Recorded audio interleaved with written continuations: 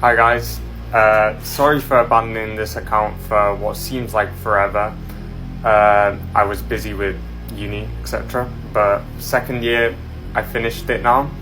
And I wanted to make a quick video about a Kurdish petition that was sent to the League of Nations on the 9th of October 1930. If I make any mistakes or mispronunciations, it was not intentional and I apologize in advance. So I'll start. Your Excellency, under the circumstances, we beg to submit the following for your consideration. Nothing of the decisions of the League of Nations with regards to the Kurds have been carried out since the 16th of December 1922, the date on which southern Kurdistan was attached to the Arabs of the two rivers, the Tigris and the Euphrates. In 1929, the Kurds submitted a makhbata requesting the application of the decision of the League, but their request was not entertained. On February 1930, the Kurdish deputies submitted a report to the HE, the High Commissioner, but this was also left unreplied. In March 1930, these deputies presented another report and asked that Kurdish recognized rights may be put into effect, but had no reply. The League of Nations was well aware that the Kurds could not live with the Arabs, and it was thus their knowledge that led to giving their famous decision in this respect. After the dissolution of Parliament and the announcement of the text of the new Anglo-Iraq Treaty by the present ministry, altogether by this treaty, the Kurds saw that clearly that after the approval and the ratification of this treaty, they will pass into the domination of the Arabs unconditionally, an incident which would be quite inconsistent with the decision of the League of Nations and the wishes of the Kurds at the same time. Consequently, the Kurds from Zakho and Bajalan got disturbed and they rose as a whole to demand their rights verbally and in writing.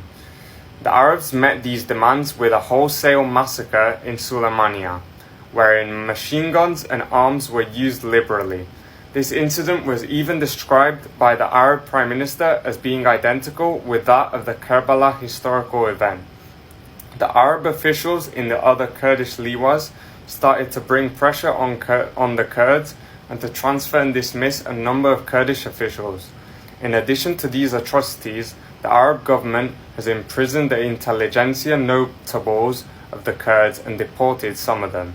It is pointed out that among the wounded of that tragic event in Sulaimania, there were children not more than 7 years old whose bellies had been pierced through by army bayonets. After all this has been done, could the Kurdish rights be denied? This has been proved beyond any doubt that it would be impossible for the Kurds to live side by side with the Arabs. The Kurds have, therefore, decided to separate from the Arabs at all costs.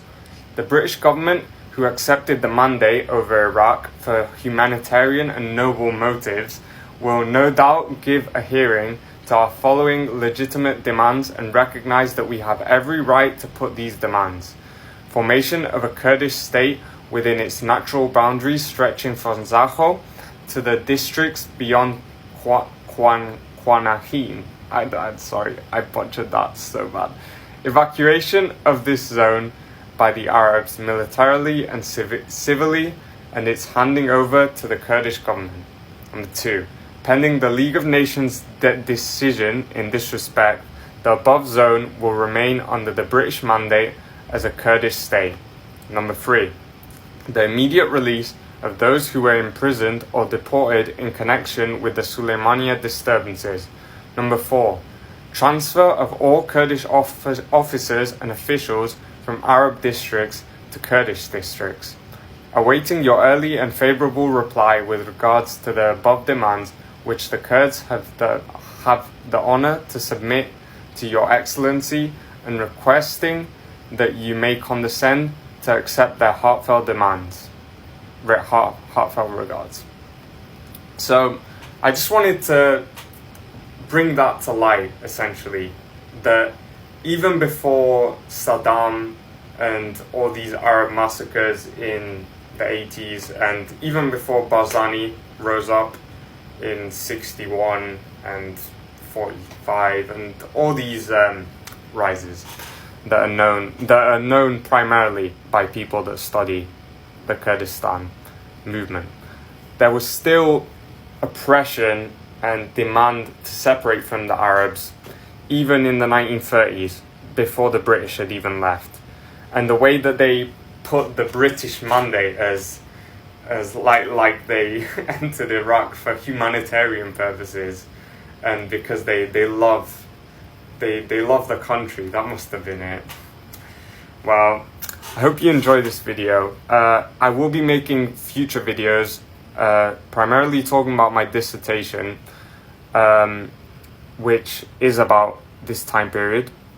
It's about I'll show the full question in another video, but it's about oil determining Kurdish political agency in the Mosul Vilayat of 1914 to 1932. So basically this period of the British mandate and how it was suppressed because of oil. Anyways, thanks for watching, and I hope you enjoyed.